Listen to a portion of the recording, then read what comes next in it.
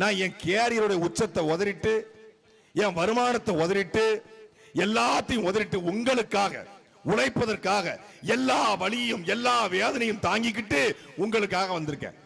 என்னடா வலிக்கிறது வலிக்குதுன்றாப்லைய, என்னதான் அப்படி வலின்னு பார்த்தா, ஜனநாயகன் படத்தை தடை பண்ணிட்டாங்களாம், அது ரொம்ப வலிக்குதான். எஸ்ஓபியை போட்டு பேச விடலையா, அது ரொம்ப வலிக்குதான். மனைவி விவாகரத்து வழக்கு கொடுத்தது ரொம்ப வலிக்குதான். அதே போல இவருடைய கரூர் 41 பேர் மரணத்தில் இவர் மேல பழி போட்டுட்டாங்களா, அது ரொம்ப வலிக்குதான். எங்களுக்கு ஜனநாயகன் படத்தை தடை பண்ணது, மனைவி விவாகரத்து போடுறது எங்களுக்கு வலிக்கல. எங்களுக்கு என்ன வலிக்குது?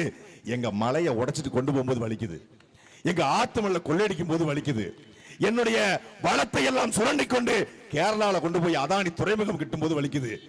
இந்த காரைக்குடியில வரும் பொழுது 523 நீர்நிலைகள், காரைக்குடியினுடைய தெப்ப குளங்கள், குளங்கள், தாமரைப்பூ பூத்து கிடந்த குளங்கள் வறண்டு போய் கிடக்கும் போது எங்களுக்கு வலிக்குது.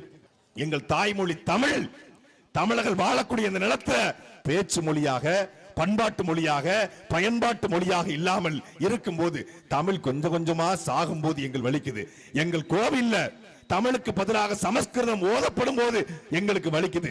தொலைக்காட்சியில தமிழுக்கு பதிலாக ஆங்கிலத்தை தமிழ்ல கலந்து பேசும்போது எங்களுக்கு வலிக்குது.